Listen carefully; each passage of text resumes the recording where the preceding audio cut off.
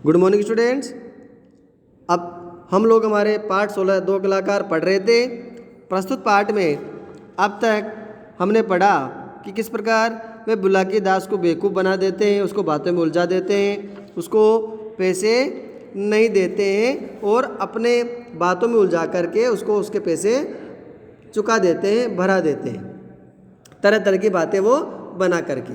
आज हम इससे आगे पढ़ेंगे कि परमानंद लाला रामनाथ का क्या हुआ, परमानंद अपनी घड़ी लेने आए या नहीं आए, लाला रामनाथ अपने पिता की तस्वीर लेने आए या नहीं आए, इन सब का वर्णन हम आज की कक्षा में पढ़ेंगे।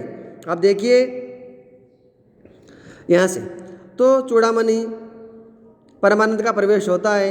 चूड़ामणि उन्हें देख कर खड़ा हो जाते हैं और उनसे पूछते हैं कि आइए परमानंद जी, पधारिए, आपका स्वागत है। अभी अभी आपकी कीर्ति गाथा, आपकी प्रसिद्धि का मैंने एक पुराण लिखना प्रारंभ किया है, एक ग्रंथ लिख रहा हूँ, एक काव्य लिख रहा हूँ आपके ऊपर ही, जिसमें बताया मैंने क्या क्या लिखा है, वो सारी बातें उनको बताता है। झूठ, दगाबाजी, मक्कारी, दुनिया के कोई छल कपट इसमें नहीं बचे हुए हैं। इससे धन्य प्रकाशक परमानंद, अर्थात इससे आप धन्य हो जाएंगे, आपकी प्रसिद्धि और बढ़ जाएगी। इस प्रकार चूड़ामणि परमानंद को डराते हुए कहता है कि मैं आपकी जो सच्चाई है वे लोगों के सामने लेकर आ रहा हूँ। परमानंद उसके हाथ जोड़ देता है, उसे पता था कि अगर ये परमानंद पुराण लिखा गया और ये प्रकाशक हो जाता है, पब्लिश हो जाता है, तो इसमें सब मुझे बड़ा नुकसान होगा। इसीलिए वह उसको हाथ जोड़ता है और कहता है अब बस कीजिए, मैं आपके रुपए लाया हूँ। क्या लेकर आया हूँ? मैं आपके रुपए लेकर के आया हूँ, आप पैसे लीजिए और मुझे माफ़ कर दीजिए। चूड़ामणि घूम कर अच्छा रुपए लाए हैं, तो फिर वह पुराण लिखना बंद कर देता है, अर्थात पुराण को लिखना बंद कर देता है, क्योंकि वह तो इसलिए लिख रहा था क्योंकि परमानंद ने उसके पैसे नहीं दिए थे। जब परमानंद पैसे दे रहा है तो फिर उसे बदनामी क्यों? परमानंद जेब से कुछ नोट निकाल कर दे देता है। चूड़ामणि बैठे बैठे ही नोट लेकर बिना गिने उन्हें अपनी जेब में रख लेते हैं, अर्थात चूड़ामणि भी उनसे पैसे लेते हैं और अपनी जेब में लिख लेते हैं। परमानंद अब आगे कहता है अच्छा मेरी घड़ी, क्योंकि जो चूड़ामणि था वह सोने की घड़ी लेकर भाग आया था, इसलिए वह कह रहे हैं कि लाइए मुझे मेरी घड़ी दे दीजिए। अब चूड़ामणि उसको घड़ी देता है या नहीं देता, देखिए आश्चर्य से परमानंद को देखता है। तो आपको घड़ी वापस लेकर जाएंगे? आपको घड़ी चाहिए? तो परमानंद कहता है जी हाँ बिल्कुल चाहिए, क्योंकि मेरी घड़ी है तो मुझे चाहिए, मैंने आपको पैसे दे दिए तो मुझे मेरी घड़ी दे दीजिए आप। तो चूड़ामणि कहता है बहुत अच्छा। बाएं हाथ से घड़ी निकाल कर परमानंद को दे देता है, दाहिने हाथ से रजिस्टर पर लिख देता है ये लीजिए अपनी घड़ी। और ये शुरू हुआ परमानंद पुराण, अर्थात उसको घड़ी देना की इच्छा उसकी नहीं है, इसलिए वह उसे घड़ी देते कहता है कि ठीक है आप ये घड़ी लो, मैं अभी परमानंद पुराण लिखना शुरू करता हूँ, आपको बदनाम करने की प्रक्रिया शुरू कर देता हूँ। इस प्रकार वह परमानंद बड़ा डर जाता है और हाथ जोड़ते हुए कहता है नहीं नहीं, ये घड़ी मेरी ओर से आपको भेंट है। चूड़ामणि घड़ी वापस ले लेता है, क्योंकि परमानंद से डरा हुआ था, तो कहता है ये मैं आपको भेंट देता हूँ, आप परमानंद पुराण मत लिखो, मेरी तरफ से आपको एक गिफ्ट है, ये गिफ्ट आप रखिए, मुझे मेरी घड़ी भी नहीं चाहिए। पैसे तो उसको दे देता है। इसी समय लाला रामनाथ का प्रवेश हो जाता है। लाला रामनाथ के हाथ में एक चित्र है, मार्तंड उठ खड़ा होता है। पहले परमानंद आता है जो प्रकाशक है, उससे चूड़ामणि पैसे ले लेता है और घड़ी भी ले लेता है। अब लाला रामनाथ वह व्यक्ति जिसके पास मार्तंड अपना चित्र बेचने गए थे, परंतु जब चित्र के सही दाम नहीं लगाते हैं तो भला बुरा कहकर उसके साथ मारपीट करके वह एक चित्र लेकर भाग आते हैं। परंतु वो जो चित्र लेके आए थे वो लाला रामनाथ के पिता का था, इसलिए लाला रामनाथ मार्तंड से अपने पिता का चित्र लेने के लिए ही मार्तंड के पास आते हैं। मार्तंड कहता है आइए पधारिए लाला रामनाथ साहेब, कैसे कष्ट करना पड़ा, क्यों कष्ट किया आपने यहाँ पर आने का? रामनाथ कहता है मार्तंड जी आप अपनी तस्वीर की जगह मेरे पिताजी का चित्र ले आए थे, ये लीजिए और मेरे पिताजी का चित्र मुझे वापस कर दीजिए। अर्थात जो चित्र आप लेकर आए थे वो मेरे पिताजी का है, आप जो चित्र बेचने गए थे आप वहीं भूल आए थे, इसको तो आप ले लीजिए और मेरे पिताजी का जो चित्र बन के आया था विदेश से मुझे वापस दे दीजिए। मार्तंड कहता है अरे हाँ बड़ी गलती हो गई, मैं क्षमा प्रार्थी हूँ, क्षमा चाहता हूँ। बगल से साइड से चित्र उठाकर रामनाथ को दे देता है। ये लीजिए अपने पिताजी का चित्र। रामनाथ चित्र देखता है और फिर क्रोध में, ये आपने क्या किया, नाक ही गायब कर दी। क्योंकि मार्तंड भी बड़ा शरारती था, उसे पता था लाला रामनाथ तस्वीर लेने आएंगे, इसलिए उसको सबक सिखाने के लिए उसकी जो उसने बेइज्जती की थी उसकी मेहनत के पैसे कम लगा करके तो वह उसके पिताजी के चित्र में से नाक को ही गायब कर देता है। वो लाला रामनाथ ये देखते हैं तो उन्हें बड़ा गुस्सा आता है और वह कहते हैं, अरे आपने मेरे पिताजी के चित्र में से उनकी नाक ही गायब कर दी।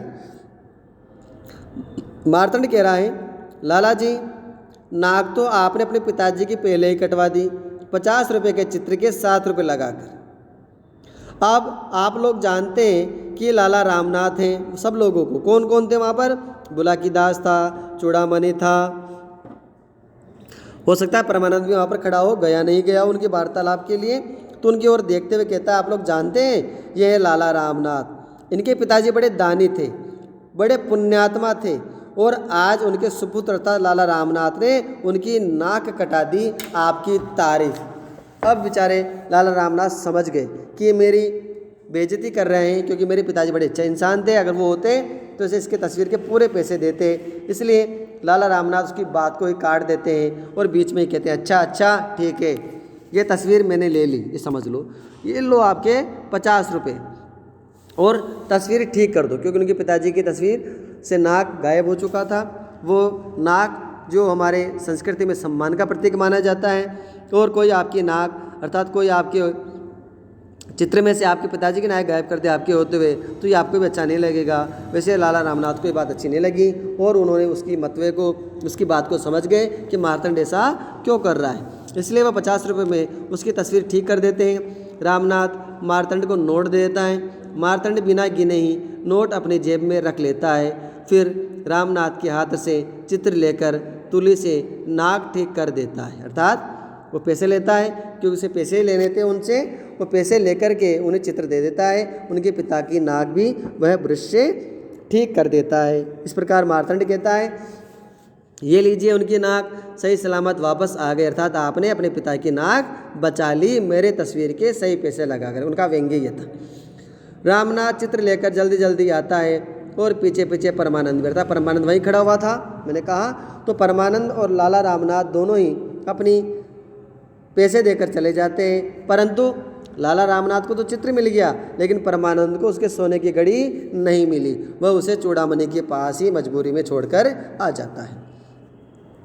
अब बुलाकीदास कहता है, अब आपके पास रुपए आ गए हैं, किराया मुझे अदा कर दीजिए। क्योंकि वह बैठा हुआ था, उसे किराया नहीं मिल रहा है। वो देखता है दोनों के पास पैसे आ चुके हैं, तो हो सकता है मुझे किराया मिल जाए, इसलिए दोनों से कह रहा है कि अब तो मेरा किराया दे दीजिए। चूड़ामणि कहता है, कह तो दिया कि किराया हम लोग दे चुके हैं, अब जब चढ़ेगा तब लेने। कहने का मतलब है कि हमने 6 महीने का किराया तो तुम्हें पहले ही अदा कर दिया, जो काम बताए थे उन कामों के आधार पर हमने किराया दे दिया, अब आगे जब चढ़ेगा आगे के महीने का तब हमसे लेना, अभी हमारे पास किराया नहीं।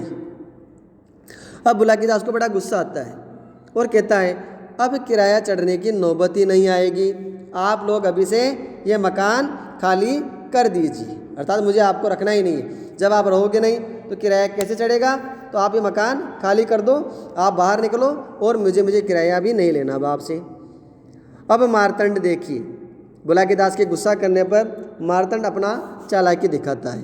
क्या कहता है कि बुलाकीदास, हम आपकी तस्वीर बना करके प्रदर्शनी में भेजें, एग्जीबिशन में भेज देंगे, और आपकी उस तस्वीर में आपकी नाक हो या न हो, ये हमारे इस मकान पर रहने पर या इस मकान से जाने पर निर्भर करता है। अर्थात इस मकान में रहेंगे तो आपकी जो नाक चित्र बनाकर हम प्रदर्शनी भेजेंगे उसमें नाक लगी हुई होगी, परंतु अगर हमें इस मकान से आपने निकाल दिया और फिर हमने चित्र बनाया तो उसमें आपकी नाक नहीं होगी, आपके बिना नाक का ही चित्र हम लगाएंगे अपनी प्रदर्शनी के अंदर। अब आप देख लो, आपको अपनी बेइज्जती करवानी है, इंसल्ट करवाना है, या हम लोगों को इस मकान में रहने के लिए हाँ करना होगा। अब जैसा पैतरा उन्होंने लाला रामनाथ के साथ अपनाया था, वैसा ही बुलाकीदास के साथ अपनाते हैं। अब तभी चूड़ामणि कहता है, और अगर हम इस मकान से गए अब चूड़ामणि भी धमकी दे रहा है जैसा उसने परमानंद को धमकी दी थी। क्या धमकी दी थी कि अगर हम इस मकान से गए तो परमानंद पुराण को हम बुलाकी पुराण बना देंगे। कहने का मतलब जो मैं परमानंद के बारे में लिख रहा था, उसकी सच्चाई लिख रहा था, अब मैं उसमें सिर्फ उसका नाम चेंज करूँगा, परिवर्तन करूँगा, लेकिन अंदर तो वही मक्कारी झूठ वो उसी के बारे में लिखा हुआ होगा। अब आप देख लो, बुलाकी दास बड़ा परेशान, ना तो उनको निकाल सकता, ना किराया ले सकता, निकालता तो उसकी बदनामी करेंगे और किराया वो दे नहीं रहे। तो बुलाकी दास कहता है आप दोनों बड़े बदमाश हैं, हम आप लोगों को समझ लेंगे, आप लोगों को मैं देख लूँगा। बाद में से उनको धमकी देता हुआ वो वहाँ से चला जाता है। क्या करे, परेशान था क्योंकि उसे पैसे वो नहीं दे रहे थे, इस कारण से उन्हें धमकी के अलावा उसके पास कुछ ही था भी नहीं। कर क्या सकता था, मारपीट वो कर नहीं सकता था क्योंकि वे दो थे, अगर उनके साथ मारपीट करता तो दोनों उसको बुलाकी दास को पीट भी सकते थे। इस वजह से वह उन्हें केवल धमकी देता है कि मैं आप लोगों को देख लूँगा, मुझे क्या करना है, और तेज़ी से जाता है। चूड़ामणि भी उठ करके दरवाज़ा बंद कर लेता है और फिर अपनी जगह बैठकर निश्चित होकर लिखने लग जाता है, क्योंकि कवि है। और मार्तंड भी उस बुलाकी दास के पास जाने के बाद अपना चित्र बनाने में लग जाता है। इस प्रकार वे दोनों अपनी बुद्धिमत्ता से बोलो, चालाकी से बोलो, उन लोगों ने लाला रामनाथ परमानंद को सबक सिखाया ही, साथ ही बुलाकी दास को भी किराया नहीं दिया और उसके 6 महीने का किराया अपनी बातों में उलझाकर उसको भर दिया। ठीक है, धन्यवाद।